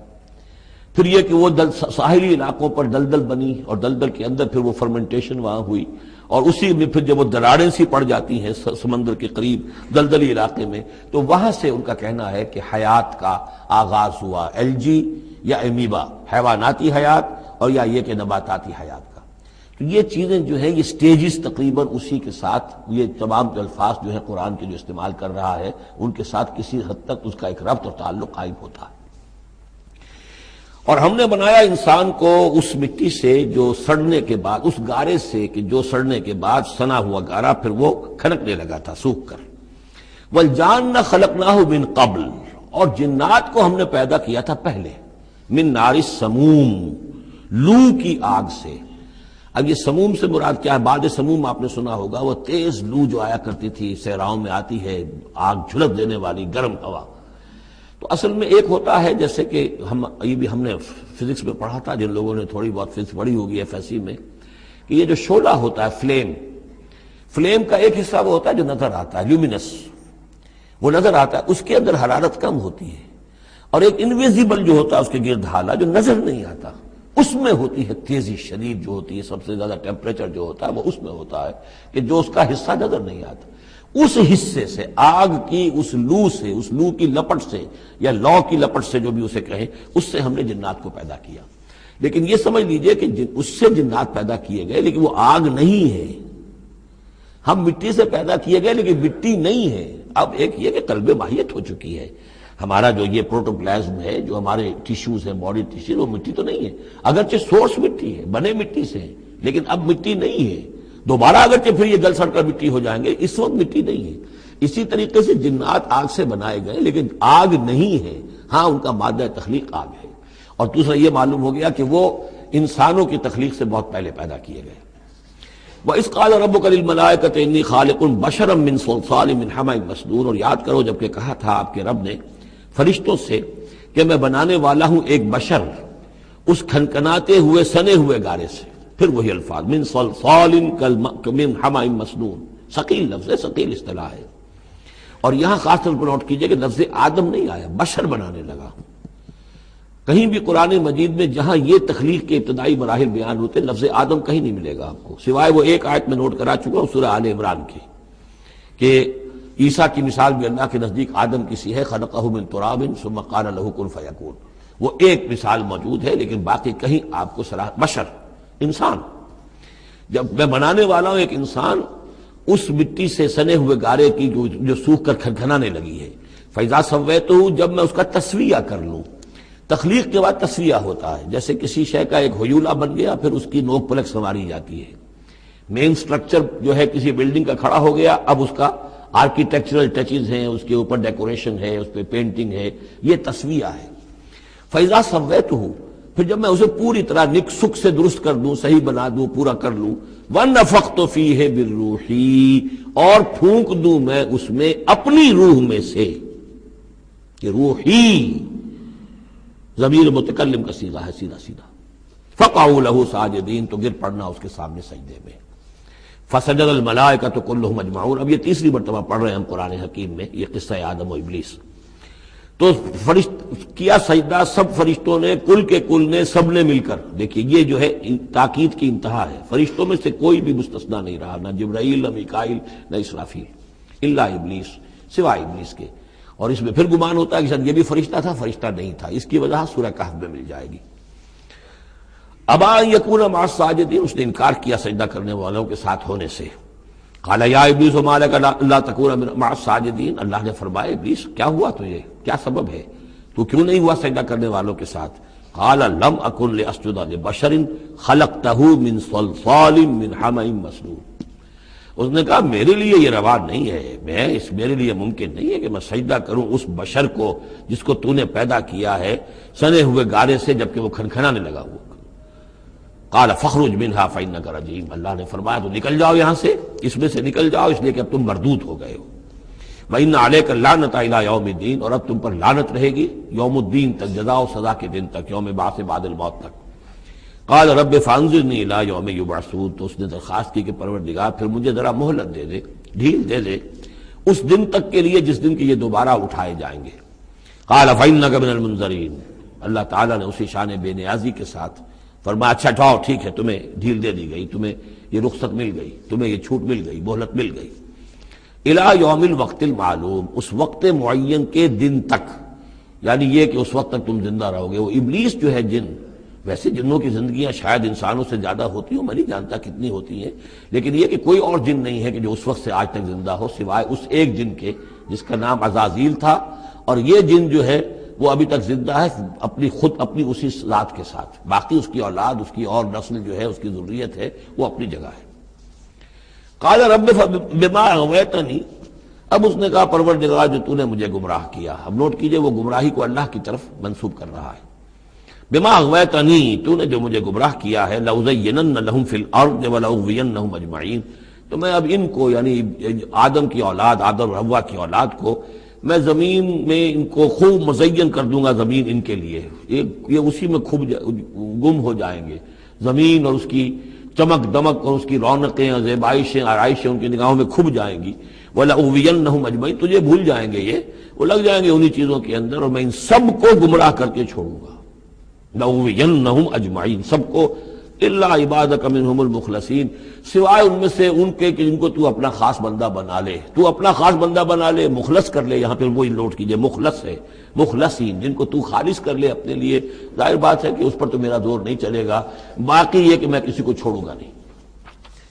قال ھذا صراط علی مستقیم، اللہ تعالیٰ نے فرمایا ٹھیک ہے، یہ راستہ ہے میری طرف سیدھا، یعنی یہ میرے اور تمہارے درمیان معاملہ طے ہو گیا، میں نے تمہیں چھوٹ دی، تم اپنا زور لگا لو، جس طرح بھی چاہو بہکا لو، باقی یہ کہ ان عبادی لیس لک علیہم سلطان، میرے بندوں پر تجھے اختیار کوئی نہیں ہوگا، یعنی اختیار کسی بھی انسان پر نہیں ہے، یہ نہیں کہ جس کو اللہ نے مخلص کر لیا ہو اس پر اختیار نہیں، اختیار اسے کسی بھی انسان پر نہیں ہے۔ ان عبادی لیس لک علیہم سلطان الا من اتبعک من الغاوین، سوائے ان کے کہ جو خود تیری پیروی کرے، خود غاوین میں سے ہو، خود ان کے اندر غوا ہو، خود ان کے اندر سرکشی ہو، خود وہ جو ہے وہ اپنی نفس پرستی کی طرف مائل ہو، وہ تو تیری پیروی کریں گے، ان کو تو جدھر چاہے لے جا، جس کھائی میں چاہے لے جا کے ان کو پھینک دے، اور جس جہنم کی جس وادی میں چاہے ان کو گرا دے، مجھے اس سے دلچسپی نہیں، لیکن یہ کہ میرے کسی بندے پر تجھے اختیار حاصل نہیں ہوگا۔ وَإِنَّ جَهَنَّمَ لَمَوْعِدُهُمْ أَجْمَعِينَ، اور پھر جہنم ہی ان سب کا ٹھکانہ ہوگا، سب کا جو بھی تیری پیروی کریں گے۔ لہا سبعۃ ابواب، اس جہنم کے 7 دروازے ہیں، لکل باب منہم جزء مقصوب، اور ہر ان میں سے ہر دروازے کے لیے ہم نے ایک اس کا نصیب مقرر کر رکھا ہے کہ اتنے جن اتنے انسان اس سے جائیں گے۔ ہو سکتا ہے کہ وہ بڑے بڑے کبیرہ گناہوں کے حوالے سے کہ یہ لوگ جو ہے جو ان گناہوں میں ملوث ہوں گے وہ اس دروازے سے جائیں گے، جو ان گناہوں میں ملوث ہوں گے وہ اس سے جائیں گے، واللہ اعلم۔ ان المتقین فی جنات وعیون، اب وہی سائملٹینیس کنٹراسٹ کہ جب جہنم والوں کا تذکرہ ہوا تو متقین کا بھی، اور جو اہل تقوی ہوں گے فی جنات وعیون، وہ ہوں گے جنتوں میں، باغات میں اور چشموں میں، ادخلوها بسلام آمنین، ان سے کہا جائے گا داخل ہو جاؤ ان باغات میں پورے امن کے ساتھ، کوئی خوف نہیں، کوئی اندیشہ نہیں۔ وَنَزَعْنَا مَا فِي صُدُورِهِم مِّن غِلٍّ، یہ مضمون پہلے بھی آ چکا ہے، اور ہم نکال دیں گے ان کے دلوں میں سے جو کچھ قدورت ہوگی، اہل ایمان کی آپس میں کوئی شکوہ، کوئی شکایت، کسی سے کوئی تکدر ہو، کوئی غل ہو، وہ ہم نکال دیں گے۔ عَلَىٰ سُرُرٍ مُتَقَابِلِينَ، وہ بیٹھے ہوئے ہوں گے تختوں کے اوپر ایک دوسرے کے آمنے سامنے۔ جب کسی سے ناراضگی ہو تو آدمی آنکھیں چار نہیں کرتا بلکہ نظر چرا جاتا ہے، لیکن جب کوئی ایسی بات نہیں، دل صاف ہے، تو آمنے سامنے بیٹھ کے گفتگو باتیں کریں گے، سینگ آئی ٹو آئی۔ متقابلین لا یمسہم فیہا نصب، انہیں نہیں پہنچے گی اس میں نہ تو کوئی تکان، وما ہم منہا بمخرجین، نہ پھر وہ اب اس سے نکالے جائیں گے۔ جب اہل جنت میں داخل ہونے کے بعد کسی کا وہاں سے نکلنے کا امکان نہیں۔ نبئ عبادی، اے نبی میرے بندوں کو بتا دیجئے، انی انا الغفور الرحیم، کہ میں یقیناً غفور ہوں، رحیم ہوں۔ میری اصل شان تو یہ ہے، لیکن وان عذابی هو العذاب العلیم، میری ایک دوسری شان بھی ہے، اور وہ یہ ہے کہ میرا عذاب تو وہ بھی بہت دردناک عذاب ہے۔ لہذا کوئی آدمی جو ہے وہ نڈر نہ ہو جائے، نچنت نہ ہو جائے، وہ میری مغفرت کی امید بھی رکھے، میری رحمت سے آس بھی لگائے رکھے، لیکن یہ کہ میرے عذاب سے ڈرتا بھی رہے۔ بین الخوف والرجاء، یہ کیفیت رہنی چاہیے۔ وَنَبِّئْهُمْ عَنْ ضَيْفِ ابراہیم، اور ذرا ان کو بتا دیجئے حالات ابراہیم کے جو مہمان آئے تھے ان کے بارے میں، وہی جو پہلے ہم پڑھ چکے ہیں سورہ ہود میں۔ اِذْ دَخَلُوا عَلَيْهِ فَقَالُوا سَلَامًا، جب وہ داخل ہوئے حضرت ابراہیم کے ہاں مکان پہ آئے، انہوں نے کہا سلام، قال انا منکم وجلون، تو حضرت ابراہیم نے کہا کہ ہمیں تو تم سے کچھ خوف آ رہا ہے، آپ لوگ کون ہیں، ذرا اپنی آئیڈینٹی بتائیے۔ قالوا لا توجل انا نبشرک بغلام علیم، انہوں نے کہا کہ نہیں ڈریے نہیں، ہم تو آپ کو ایک بڑے صاحب علم بیٹے کی بشارت دینے آئے ہیں۔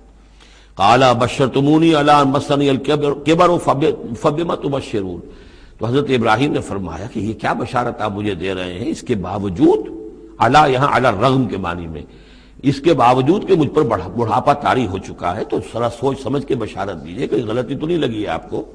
قالوا بشرناک بالحق، انہوں نے کہا نہیں ہم نے بشارت آپ کو دی ہے حق کے ساتھ، قطعی اور حقیقی بات ہے، شدنی امر ہے، یہ ہو کر رہنے والا ہے۔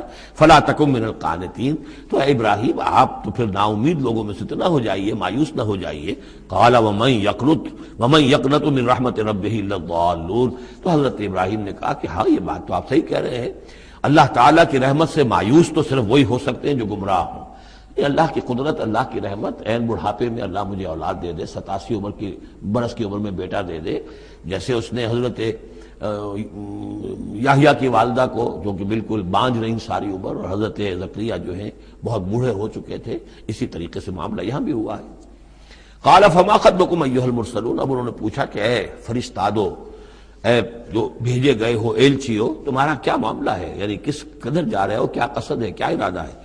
قالوا انا ارسلنا الی قوم مجرمین، انہوں نے کہا کہ ہمیں بھیجا گیا ہے ایک مجرم قوم کی طرف، الا آل لوط، سوائے آل لوط، لوط کے گھر والوں کو، اس کے گھر والوں کو تو ہم بچا لیں گے، انا لمنجوہم اجمعین، ان سب کو ہم بچا لیں گے، نجات دیں گے، الا امرأتہ، اس میں بھی ایک استثناء ہے، سوائے اس کی بیوی کے، قدرنا انہا لمن الغابرین، ہم نے یہ اندازہ کر لیا ہے، یہ اندازہ ہے کہ وہ جو ہے پیچھے رہنے والوں میں سے ہوگی۔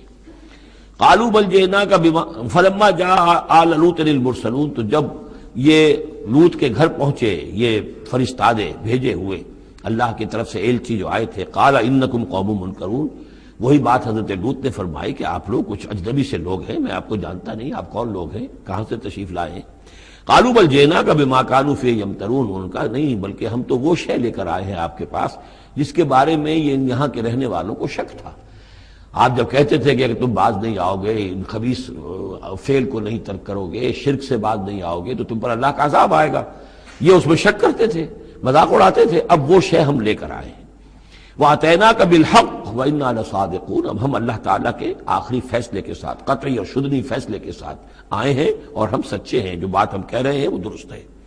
فَأَسْرِ بِأَهْلِكَ بِقِطْعٍ مِّنَ اللَّيْلِ، تو آپ اپنے گھر والوں کو لے کر نکل جائیے رات کے ایک حصے میں، کہ ابھی رات باقی ہو، صبح ہونے سے پہلے پہلے نکل جائیے، وَاتَّبِعْ أَدْبَارَهُمْ، اور آپ بھی ان کے پیچھے پیچھے جائیے، وَلَا يَلْتَفِتْ مِنْكُمْ أَحَدٌ، اور کوئی آپ میں سے پیچھے مڑ کر اب دیکھے نہیں، یعنی کوئی دوستی، کوئی یاد آ رہی ہو، کوئی تعلقات اب جو ہے وہ ستا رہے ہوں دل کو۔ وَامْضُوا حَيْثَ تُؤْمَرُونَ، اور اب چلے جائیے وہاں جہاں آپ کو حکم ہوا ہے۔ وَقَضَيْنَا إِلَيْهِ، اور یہ بات ہم نے اس کو بتا دی، یہ فیصلہ ہم نے کنوے کر دیا اسے، ذالک الامر، یہ فیصلہ، ان دابر ہؤلاء مقطوع مصبحین، کہ ان لوگوں کی جڑ صبح ہوتے ہی کاٹ دی جائے گی، یعنی یہ کہ اس پوری قوم کو تہس نہس کر دیا جائے گا، دونوں شہر جو ہیں نسیہ منسیہ کر دیے جائیں گے، یہاں کوئی ایک متنفس بھی نہیں بچے گا۔ وجاء اہل المدینہ یستبشرون، اور اب آئے لوگ وہ دوڑے ہوئے بدماش لوگ جو ہیں وہ خوشیاں مناتے ہوئے آئے کہ بڑے خوبصورت لڑکے جو ہیں آج مہمان ہو کر آئے ہیں لوط کے ہاں، تو ہمارے لیے بڑا اچھا موقع ہے۔ قال ان هؤلاء ضیفی فلا تفضحون، حضرت لوط نے ان سے کہا یہ دیکھو میرے مہمان ہیں، مجھے رسوا نہ کرو، واتقوا اللہ ولا تحزون، اللہ کا تقوی اختیار کرو اور میری بے آبروئی مت کرو۔ قالوا اولم ننهک عن العالمین، انہوں نے کہا کہ دیکھو لوط، ہم نے تمہیں تمام جہانوں والوں سے روکا ہوا نہیں ہے کہ تم ٹھیکہ مت لو کسی کا، ہم جس کے ساتھ جو چاہیں کریں، تم کون ہوتے بیچ میں آنے والے، تم کو ٹھیکیدار بن گئے ہو پوری دنیا کے۔ اولم ننہک، کہ ہم نے منع کیا تمہیں، نہیں کیا تمہیں کہ تمام جہان والوں کی حمایت میں نہ کھڑے ہو جایا کرو۔ قال ہؤلاء بناتی ان کنتم فاعلین، ان کا یہ میری بیٹیاں حاضر ہیں، اگر تمہیں کچھ کرنا ہی ہے تو یہ کہ ظاہر اللہ تعالیٰ نے تمہارے لیے جو جوڑے بنائے ہیں تو وہ تو عورتیں ہیں، تو وہ ہے، میں عرض کر چکا ہوں، اس سے مراد یہ بھی لی گئی ہے کہ میری قوم کی جو یہ بیٹیاں ہیں تمہارے گھروں میں پڑی ہیں، جن کو تم نے چھوڑا ہوا ہے، اصل میں تو تمہارے لیے اللہ تعالیٰ نے وہ فطری راستہ بنایا تھا، یا یہ کہ انہوں نے اتمام حجت کے لیے، جس کو کہتے ہیں پنجابی میں برے کو گھر پہنچانا، یا آخری بات بھی کہی ہو کہ میں ایسا ہی اگر کوئی معاملہ ہے تو کوئی دو بڑے سردار جو ہیں انہیں کہا ہو کہ میں اپنی بیٹیوں کا نکاح تم سے کیے دیتا ہوں، تمہیں اگر کوئی اس طرح کی کوئی حاجت ہے، لعمرک انہم لفی سکرتہم یعمہون، تو انہوں نے کہا، یہ اللہ تعالیٰ کی طرف سے ہے، قسم ہے تیری جان کی، وہ لوگ تو اپنے اس نشے کی حالت میں بدمست تھے اور بالکل اندھے ہو گئے تھے. عین میم ہے والا ہے، یہ دل کے اندھے ہو چکے تھے. فاخذتہم الصیحۃ مشرقین، تو پھر انہیں آ پکڑا ایک چنگھاڑ نے اجالا ہونے کے وقت. مشرق، یہ مشرق نہیں ہے، مشرق ہے. مشرق ہے اجالے کی جگہ، صبح جہاں سے نکلتی ہے وہ مشرق ہے. شرق کے معنی جو ہے اصل میں وہ روشنی ہے، تو اسی سے یہ مشرقین، صبح ہونے کا وقت، سورج نکلتے وقت جب اجالے کا وقت ہوا تو ان کو ایک چنگھاڑ نے آ پکڑا. فجعلنا عالیہا سافلہا، تو ہم نے اس کے اوپر والے حصے کو نچلا بنا دیا، یعنی تل پٹ کر دیا. وہ گری، پوری بستی جو ہے وہ اٹھا کر پٹک دی گئی کہ چھتیں نیچے اور اس کی جو بنیادیں تھیں وہ اوپر. وَأَمْطَرْنَا عَلَيْهِمْ حِجَارَةً مِّن سِجِّيلٍ، اور پھر ہم نے ان پر بارش برسائی، سجیل، مٹی کے کنکروں کی بارش. ان فی ذلک لآیات للمتوسمین، یقیناً اس میں نشانیاں ہیں ان لوگوں کے لیے جو حق کے متلاشی ہوتے ہیں. یہ جو اسم کا لفظ ہے الف سین میم، اور الف جو ہے اس میں ادھر حقیقت جو اصل اس کا حروف اصلیہ میں سے نہیں ہے، سین میم ہے اصل. یہ ہوتے علامت، اسم کے معنی بھی علامت ہے. یہ میرا نام ہے، یہ آپ کا نام ہے، یہ علامت ہے کہ جس سے میرے نام سے آپ پہچانتے ہیں. تو جو لوگ علامتوں سے، متوسم باب تفاعل بن جائے گا، جو علامتوں سے حقیقت کو پہچاننا چاہیں، جو آیات آفاقیہ، آیات تاریخیہ، آیات انفسیہ، آیات قرآنیہ سے حقیقت کو جاننا چاہیں، ان فی ذلک لآیات للمتوسمین. وَإِنَّهَا لَبِسَبِیلٍ مُقِیم، اور وہ جو بستیاں تھیں وہ سیدھی راہ پر واقع ہوئی تھی. یعنی یہ سیدھا راستہ تھا جو یمن سے جاتا تھا فلسطین تک، میڈیٹرینین کے ساحل تک، اور یہ سیدھا راستہ تھا کیروان روٹ، مشرق و مغرب کے درمیان یہی لنک تھا. سویز کینال تھی نہیں، اور ابھی یہ راستہ جو تھا round the Cape of Good Hope, یہ تو کہیں جا کر 1498 میں واسکو ڈی گاما نے تلاش کیا ہے. تو یہ راستہ معلوم ہی نہیں تھا، سویز کینال تھی نہیں. تو ساری جو مشرق اور مغرب کی ٹریڈ ہوتی تھی وہ یہ تھی کہ ہندوستان اور چین اور یہ جاوا، ملایا وغیرہ جو ہیں، یہ ہند چینی کے جتنے یہ سب سامان آتا تھا یمن کے ساحل پر. یورپ کے سارے ممالک کا سامان آ جاتا تھا شام کے ساحل پر، فلسطین کے ساحل پر. اب ان دو کے درمیان یہ قافلے چلتے تھے، یہ کیروانز تھے کہ جو ان جہاں سے لے کر سامان ادھر، ادھر کا سامان ادھر. تو یہ راستہ ہے امام مقیم، سبیل المقیم اس کو کہا گیا، سیدھا راستہ، سیدھی شاہراہ. اسی پر یہ اصحاب ہجر کے بھی مسکن تھے، اسی پر پھر یہ اصحاب مدین کے بھی تھے، اور یہ بستیاں بھی اسی راستے پر واقع ہوئی تھیں. ان فی ذلک لآیۃ للمؤمنین، یقیناً اس میں نشانی ہے اہل ایمان کے لیے. وان کان اصحاب الایکۃ لظالمین، اسی طریقے سے جو بن والے تھے، مدین والے، وہ بھی بہت ظالم تھے. یہ ایکا کا لفظ بھی ان کے لیے آیا ہے، یہ مدین والے. فانتقمنا منہ، یہاں پہ صرف تذکرہ ہو رہا ہے. یہاں تذکرہ آپ نے دیکھا کہ صرف حضرت لوط علیہ السلام کا ہوا ہے اس انباء الرسل کے انداز میں. باقی حضرت ابراہیم کا تذکرہ ہو گیا ہے، وہ وہی ہے قصص النبیین کے انداز میں. باقی یہاں پہ جو تذکرے ہو رہے ہیں یہ بھی صرف ذکر ہے، یہ انباء الرسل کا ذکر ہے کہ جیسے حضرت شعیب، لیکن شعیب کا نام نہیں یہاں آیا، بلکہ یہ کہ صرف یہ کہ مدین والے. فانتقمنا منہم، ان سے بھی ہم نے انتقام لیا. وَإِنَّهُمَا لَبِإِمَامٍ مُبِينٍ، اور یقیناً وہ بھی، یہ دونوں جو بستیاں ہیں کھلے راستے پر واقع ہوئی ہیں، وہی راستہ جو میں نے ابھی آپ کو بتایا ہے. وَلَقَدْ كَذَّبَ أَصْحَابُ الْحِجْرِ الْمُرْسَلِينَ، اصحاب الحجر یہ قوم سمود کا دوسرا نام ہے. وہ علاقہ جو ہے جہاں یہ قوم سمود آباد تھی اس کو علاقے کو حجر بھی کہتے ہیں. جیسے کہ وہ علاقہ جہاں قوم عاد آباد تھی اسے احقاف کہتے ہیں. اس علاقے کا نام احقاف تھا، قوم کا نام عاد تھا، جو رسول بھیجے گئے وہ ہود تھے. اس علاقے کا نام حجر ہے، قوم کا نام سمود ہے، جو رسول بھیجے گئے وہ حضرت صالح تھے علیہ الصلوۃ والسلام. وَلَقَدْ كَذَّبَ أَصْحَابُ الْحِجْرِ الْمُرْسَلِينَ، اسی طرح ہجر والوں لوگوں نے بھی، اس علاقے کے لوگوں نے بھی جھٹلایا بھیجے ہوں کو، رسولوں کو. ان میں سے بہت سے نبی ہوں گے، پھر بعد میں اللہ نے آخری جو ہے حضرت صالح علیہ السلام کو بھیجا رسول کی حیثیت سے. وَآتَيْنَاهُمْ آیَاتِنَا، انہیں ہم نے اپنی آیات دیں. ان کو تو خاص طور پر جو ہے وہ اتنی حصی نشانی دکھائی گئی. ایک وہ جو اونٹنی کا معاملہ، حضرت صالح کی اونٹنی کا معجزہ. فَكَانُوا عَنْهَا مُعْرِضِينَ، لیکن وہ ان سے منہ ہی پھیرتے رہے، اعراض ہی کرتے رہے. وَكَانُوا يَنْحِتُونَ مِنَ الْجِبَالِ بُيُوتًا آمِنِينَ، اور وہ پہاڑوں کو تراش کر اپنے لیے بڑے امن والے گھر بناتے تھے. یہ گھر آج بھی موجود ہیں. میں خود بھی ایک مرتبہ گیا ہوں اور دیکھ کر آیا اس پورے علاقے کو۔ فاخذتهم الصیحۃ مصبحین، تو انہیں بھی آ پکڑا ایک چنگھاڑ نے صبح کے وقت۔ فما اغنی عنہم ما كانوا یکسبون، تو کچھ نہ کام آ سکا ان کے وہ ساری کمائی جو انہوں نے کی تھی، جو کچھ انہوں نے مال اسباب جمع کیا تھا، عذاب الہی سے بچانے میں کچھ بھی مفید ثابت نہ ہوا۔ تو اس سورہ مبارکہ میں گویا کہ حضرت شعیب کا نام لیے بغیر ان کا ذکر آ گیا، حضرت صالح کا نام لیے بغیر ان کا ذکر آ گیا، حضرت لوط کا ذکر جو ہے وہ نام کے ساتھ آیا۔ تو تین تو ہیں وہ انباء الرسل میں سے، اور ایک حضرت ابراہیم علیہ السلام کا ذکر، وہ اسی انداز میں جس انداز میں کہ سورہ ہود میں اس سے پہلے آ چکا ہے۔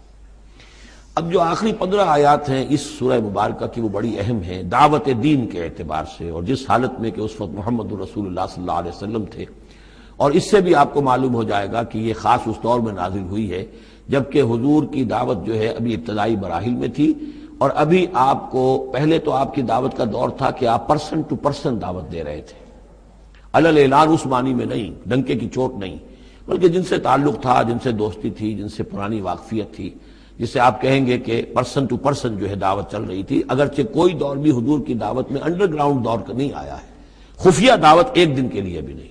بعض لوگ اس دور میں بعض تحریکیں ایسی ہیں کہ جو اس کو خفیہ سے تعبیر کرتے ہیں کہ انڈر گراؤنڈ موومنٹ تھی، تو یہ غلط ہے۔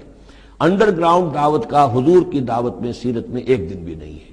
البتہ یہ ضرور ہے کہ جیسے ایک نیچرل ایک تدریج ہوتی ہے، اس کے اندر ایک ترقی ہوتی ہے کسی معاملے کے اندر، پہلے آپ نے ذاتی جن سے تعلقات تھے، حضرت ابوبکر بہت پرانے دوست تھے، ان سے سب سے پہلے ان سے بات کی ہے، گھر میں حضرت خدیجہ جو آپ کی اہلیہ تھی ان سے بات کی، حضرت علی ہیں جو چچا زاد بھائی ہیں بلکہ زیر تربیت ہیں، زیر کفالت ہیں، ان سے بات کی ہے، اپنا جو غلام تھا جسے آزاد کر کے منہ بولا بیٹا بنایا ہوا ہے اس سے بات کی، اس طریقے سے person to person.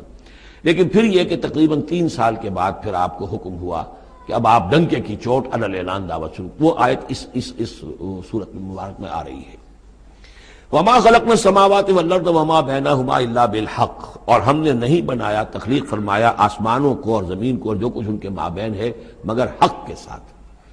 Purpose full creation ہے یہ پرپز لیس نہیں ہے، ایٹ رینڈم نہیں ہے، یہ کوئی کھلندرے کا کھیل نہیں ہے جیسے کہ ہندو مائتھولوجی میں ہے، رام کی لیلا ہے، جیسے کوئی بچہ ہے کھیلتا ہے۔ اب بچے کے کھیلنے میں کوئی حکمت تھوڑا ہی ہوتی، اس نے ایک کھلونا اٹھایا اور پٹخ دیا، پھر کوئی دوسرا اٹھایا پھر پٹخ دیا، پھر پہلا اٹھا لیا، اب اس میں کوئی حکمت تو نہیں ہے۔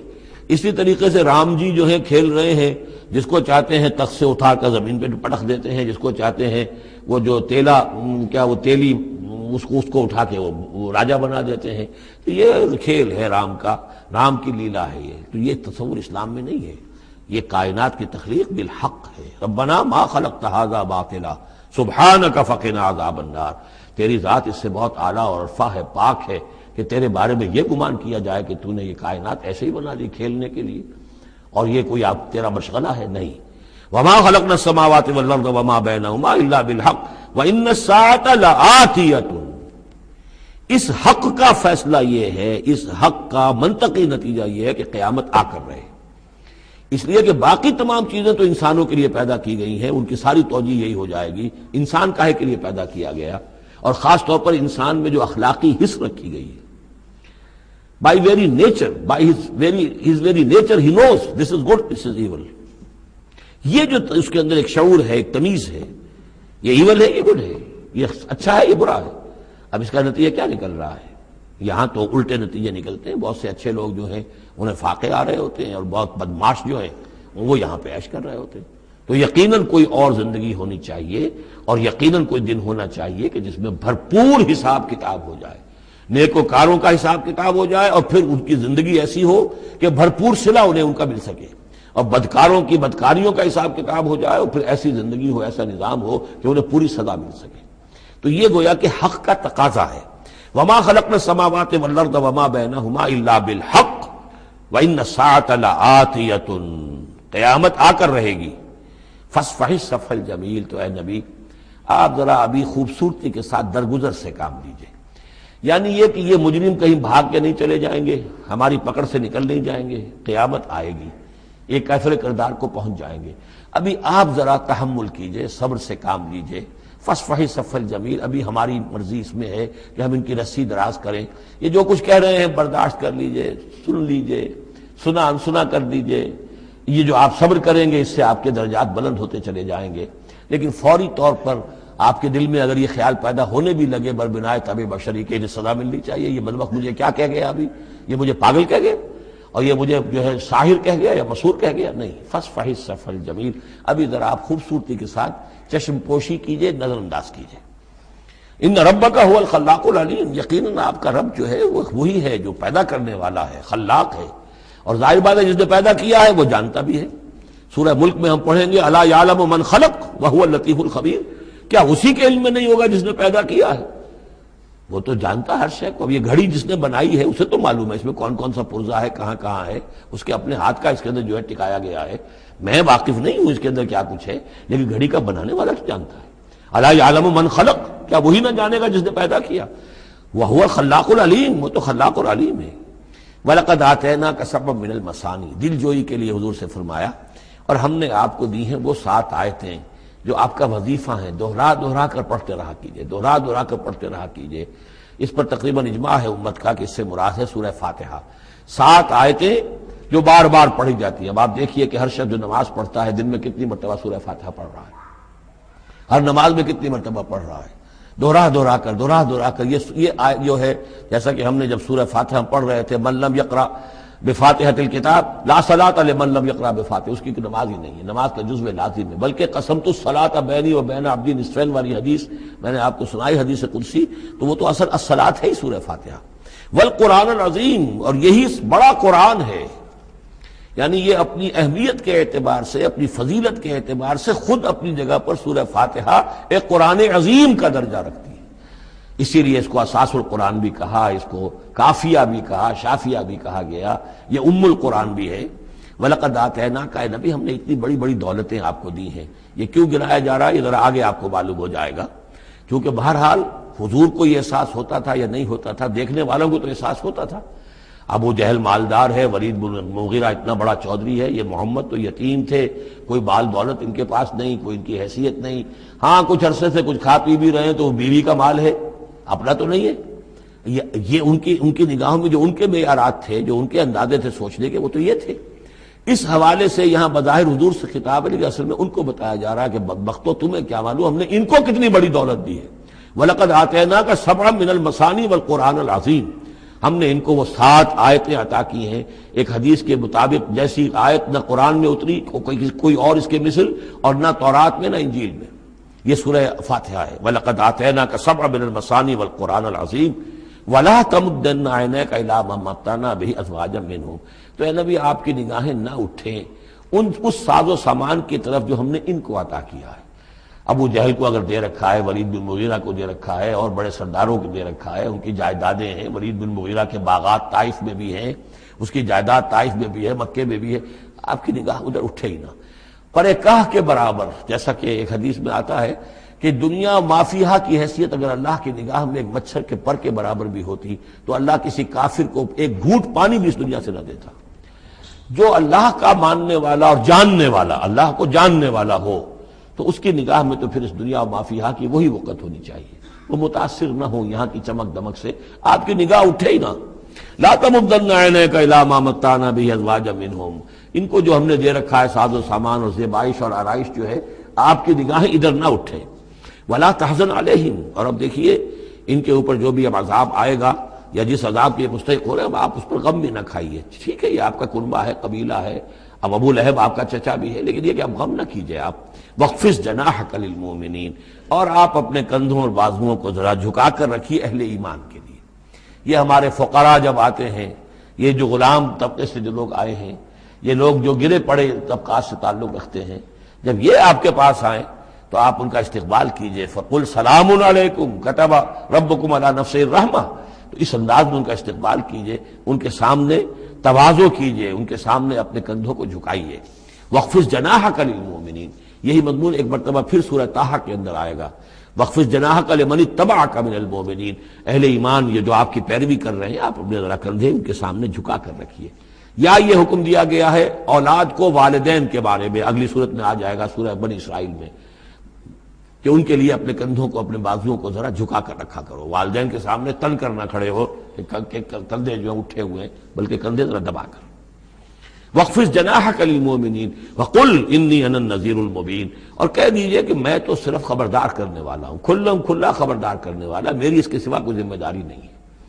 کما انزلنا علی المقتسمین، جیسے کہ ہم نے نازل کیا ہے ان پر کہ جنہوں نے تقسیم کر لیا ہے، الذین جعلوا القرآن عظیم، قرآن کو انہوں نے بوٹیاں بنا لیا ہے، اس کو توڑ کے ٹکڑے کر دیا ہے۔ اب اس کے اندر دو رائے ہیں، ایک تو یہ کہ اس قرآن سے مراد یہی قرآن ہے، اور مذاق اڑایا کرتے تھے لوگ، یہ جو بھی تھے ابو جہل اور اس کے ساتھی، بھائی فلاں سورت تو میری ہے، وہ تمہیں لے جاؤں گا، وہ فلاں سورت جو محمد کہتا ہے وہ تم لے جانا، وغیرہ وغیرہ، آپس میں وہ تقسیم کرتے تھے ہنسی مذاق میں۔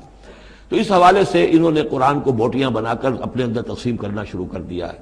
ایک رائے یہ ہے، مجھے وہ زیادہ قرین قیاس معلوم ہوتا ہے کہ قرآن کے لفظ کا اطلاق تورات پر بھی ہوا ہے، کہ یہ قرآن وہ ہے جو محمد پر نازل ہوا، ولا بالذی بین یدیہ، ایک اور جگہ ہم آگے چل کر دیکھیں گے، وہ قرآن جو اس سے پہلے تھا، اور وہ گویا کہ وہ تورات تھی، اللہ کی کتاب۔ تو جس طریقے سے تورات کے ٹکڑے ٹکڑے کر دیے تھے یہود نے، اور قراطیسا تجعلونہ قراطیسا تبدونہا وتخفون کثیرا، یہ ہم پڑھ چکے ہیں سورہ انعام کی آیت نمبر 91 میں۔ تو جیسے کہ ٹکڑے ٹکڑے کر کر اور کچھ حصہ ظاہر کیا، کچھ چھپایا، تو ان دونوں کی رائے ہے، وہ میں نے آپ کے سامنے پیش کر دی۔ فَوَرَبِّكَ لَنَسْأَلَنَّهُمْ أَجْمَعِينَ، تو تیرے رب کی قسم اے محمد صلی اللہ علیہ وسلم، ان سب کو ہم جمع کر کے رہیں گے۔ اما نسألنهم اجمعین، ہم ان سے پوچھ کر رہیں گے، یہ لفظ وہی آ گیا ہے، فَلَنَسْأَلَنَّ الَّذِينَ أُرْسِلَ إِلَيْهِمْ وَلَنَسْأَلَنَّ الْمُرْسَلِينَ، یہ جو سورہ اعراف کی آیت نمبر 6 تھی، ہم لازماً پوچھ کر رہیں گے ان سے بھی جن کی طرف رسولوں کو بھیجا گیا، اور ان سے بھی کہ جن کو رسول بنا کر بھیجا گیا۔ فَوَرَبِّكَ لَنَسْأَلَنَّهُمْ أَجْمَعِينَ، تو آپ کے رب کی قسم ہم ان سب سے پوچھ لیں گے، حساب کتاب لے لیں گے، یہ تھوڑے سے وقت کی بات ہے، آپ ذرا صبر کیجئے۔ اما کانوا یعملون، جو کچھ کہ یہ کر رہے تھے، فاصدع بما تؤمر، یہ ہے وہ آیت۔ اب ڈنکے کی چوٹ علی الاعلان کہیے جس چیز کا آپ کو حکم ہوا ہے۔ یہ جب حکم آیا حضور کو تو پھر آپ کوہ صفا پر کھڑے ہوئے، اور پھر آپ نے وہاں، اگرچہ ظاہر بات ہے کہ اس کا کوئی امکان نہیں تھا کہ آپ ننگے ہو جاتے، لیکن جو وہاں کا رواج تھا وہ یہ تھا کہ اگر کسی شخص کے پاس کوئی ایسی خبر آتی تھی کہ فلاں قبیلے کے لوگ جو ہیں آج رات ہمارے اوپر حملہ کریں گے، شب خون ماریں گے، اب کیسے لوگوں کو بتائیں، کوئی کمیونیکیشن ماس میڈیا تو ہے نہیں، کیسے خبر دیں، کیا کریں؟ تو وہ یہ کرتا تھا کہ وہ شخص کپڑے اتار کے معذرزاد برہنہ ہو کر کسی اونچی جگہ کھڑا ہو جاتا تھا، تاکہ ہر طرف سے لوگ دیکھ لیں کہ ایک ننگا آدمی کھڑا ہے، نذیر عمیان کہتے تھے اسے، ننگا خبردار کرنے والا۔ اب جہاں تک اس کی آواز جا رہی ہے، آواز لگاتا تھا وا صباحا، ہائے وہ صبح جو آنا چاہتی ہے، آیا چاہتی ہے، اس لیے کہ صبح کے وقت ہوتے تھے حملے، یہ جس کو آج کل آپ کہتے ہیں small hours of the morning, وہ بہت غفلت کا وقت ہوتا ہے آدمی کا، صبح رات کے 2-3 بجے جو ہے ٹھنڈی ٹھنڈی نیند آئی ہوتی ہے، اس وقت وہ آتے تھے، حملہ کرتے تھے، لوٹ مار کرتے تھے، قتل کرتے تھے اور بھاگ جاتے تھے۔ تو وا صباح، ہائے وہ صبح جو آیا چاہتی ہے۔ تو اب لوگ دوڑتے تھے کہ بھائی کہاں کی خبر آئی ہے، کون ہے، کون سا قبیلہ ہے، کس کے بارے میں اطلاع ہے، اطلاع صحیح ہے غلط ہے۔ تو یہ ان کا رواج تھا۔ تو حضور نے یہ کیا، صرف ایک چیز اس میں سے نکال دی، ننگے ہونے کا سوال نہیں تھا معاذ اللہ، لیکن آپ بھی کھڑے ہو گئے کوہ صفا پر، وا صباحا کا نعرہ لگایا۔ اب لوگ آئے، دوڑے، کوئی خبر دی ہے، محمد دینا چاہتے ہیں، کوئی بات ہے، بڑی اہم کوئی بات ہے۔ وہاں آپ نے پھر اپنی دعوت پیش کی۔ تو اسی مجمع میں پھر ابو لہب نے کہا تھا تبا لک لہذا جمعتنا، تمہارے لیے ہلاکت ہو، ہمیں اس کام کے لیے جمع کیا تھا، ہم اپنے بڑے بڑے اہم کاموں میں لگے ہوئے تھے۔ وہ مہاجن تھا، کہیں مہاجنی سود اپنا لین دین کا حساب کر رہا ہوگا بیٹھا ہوا، میں وہ سب چھوڑ کر آیا ہوں کہ کوئی خاص اہم بات تم نے بتانی ہے، لیکن تم نے یہ کیا کیا؟ تو یہ ہے وہ واقعہ، اور اس سے معلوم ہو جاتا ہے کہ یہ سورہ مبارکہ جو ہے اسی دور کی، ابتدائی دور کی ہے۔ فاصدع بما تؤمر واعرض عن المشرکین، تو اب ڈنکے کی چوٹ کہیے اب جو کہ آپ کو حکم دیا گیا ہے، اور ان مشرکوں سے اعراض کیجئے، پرواہ نہ کیجئے ان کی۔ انا کفیناک المستہزئین، یہ جو استہزاء کرنے والے ہیں، تمسخر اڑانے والے ہیں، ہم آپ کی طرف سے ان کے لیے کافی ہو رہیں گے، ان کی کوئی مخالفت آپ کا کچھ بال بیکا نہیں کر سکے گی۔ الذین یجعلون مع اللہ الہا آخر، جو اللہ کے ساتھ ساتھ اور بھی الہ گھڑے بیٹھے ہوئے ہیں، فسوف یعلمون، تو عنقریب انہیں معلوم ہو جائے گا کہ اصل حقیقت کیا ہے اور وہ کس طرح کی گمراہیوں میں پڑے ہوئے تھے۔ اب وہ آیت آ گئی جس کا کئی مرتبہ میں حوالہ دے چکا ہوں، اور سورہ انعام میں خاص طور پر وَلَقَدْ نَعْلَمُ، اے نبی ہمیں خوب معلوم ہے، اَنَّكَ يَضِيقُ صَدْرُكَ بِمَا يَقُولُونَ، کہ جو کچھ یہ لوگ کہہ رہے ہیں اس سے آپ کا سینہ بھجتا ہے۔ کسی نے پاگل کہہ دیا، کسی نے مجنون کہہ دیا، آصیب کا سایہ آ گیا، کوئی ہمدردی کے انداز میں آ کے کہتا ہے۔ عتبہ ابن ربیعہ ایک دفعہ آیا کیونکہ وہ بزرگ تھا، خاندان کا معمر آدمی تھا، بھتیجے میرے بڑے تعلقات ہیں عاملوں سے بھی، کاہنوں سے بھی، واقعی اگر کوئی تم پر کوئی سایہ ہو گیا ہے، کوئی بری روح کوئی آ گئی ہے تو مجھے بتا دو، میں بلا کے لے آؤں گا، علاج کرا دوں گا تمہارا۔ اب کوئی کچھ کہہ رہا ہے، کوئی کچھ کہہ رہا ہے، کسی نے کہا شاعر ہے، کسی نے کہا کہ ایک انہوں نے غلام پکڑ کے رکھا ہوا ہے، عجمی غلام، اسے کمرے میں بند کیا ہوا اپنے گھر کے اندر، اور وہ عالم ہے بہت بڑا جو پورے پچھلی کتابوں کا جاننے والا، اس سے ڈکٹیشن لیتے ہیں اور پھر آ کر ہم پر دھونس جماتے ہیں کہ یہ اب وہی آئی ہے۔ تو یہ ساری باتیں سنتے تھے حضور صلی اللہ علیہ وسلم، تو آپ کو تکلیف پہنچتی تھی، کوفت ہوتی تھی۔ وَلَقَدْ نَعْلَمُ، اے نبی یہ نہ سمجھیے کہ ہمیں اندازہ نہیں ہے کہ آپ کو کوفت ہو رہی ہے، آپ کو تکلیف ہو رہی ہے، آپ کا سینہ بھیجتا ہے۔ وَلَقَدْ نَعْلَمُ أَنَّكَ يَضِيقُ صَدْرُكَ بِمَا يَقُولُونَ، کہ جو کچھ یہ لوگ کہہ رہے ہیں اس سے آپ کا سینہ بھیجتا ہے۔ فَسَبِّحْ بِحَمْدِ رَبِّكَ، بس اپنے رب کے حمد میں اور تسبیح میں لگے رہیے، تسبیح کیجئے اپنے رب کی حمد کے ساتھ، اسی سے آپ کے دل کو سکون ہوگا، اطمینان ہوگا، اسی سے یہ کہ آپ کے لیے استقامت اور صبر کے راستے جو ہیں وہ کھلتے چلے جائیں گے۔ وَقُم مِّنَ السَّاجِدِينَ، اور سجدہ کرنے والوں میں ہو جائیے، آپ سجدہ کیجئے، تسبیح کیجئے، حمد کیجئے، اپنے رب کے ساتھ تعلق مع اللہ ہے کہ جو ان تمام سختیوں کو آپ کے لیے آسان کر دے گا۔ جتنا اللہ سے اپنے اس قلبی اور ذہنی رشتے کو مضبوط سے مضبوط تر بنائیں گے، اتنی ہی یہ تمام چیزیں جو ہیں آپ پر ہلکی ہوتی چلی جائیں گی۔ وَاعْبُدْ رَبَّكَ حَتَّىٰ يَأْتِيَكَ الْيَقِينُ، اور اپنے رب کی بندگی میں، پرستش میں لگے رہیے یہاں تک کہ وہ یقینی بات آ جائے۔ اور وہ یقینی بات کیا ہے؟ جو یقینی شے ہے، شدنی ہے، موت، یعنی یہ کہ تا دم آخر دم فارغ مباش، اندری رہ میں تراش و میں خراش، آخری وقت تک اس بندگی میں اپنے لگے رہیے، جو بھی آخری موت جب تک آ جائے، یا موت سے مراد یہ بھی ہو سکتا ہے یقین سے، یقینی بات اللہ کی مدد آ جائے، اللہ کی طرف سے غلبہ حاصل ہو جائے اور اللہ تعالیٰ کی نصرت آ جائے، اللہ کا فیصلہ آ جائے، لیکن عام طور پر گمان یہی ہے کہ اس سے مراد موت ہے۔ وَاعْبُدْ رَبَّكَ حَتَّىٰ يَأْتِيَكَ الْيَقِينُ، اور اپنے رب کی بندگی اور پرستش میں لگے رہیے یہاں تک کہ وہ یقینی شے وقوع پذیر ہو جائے۔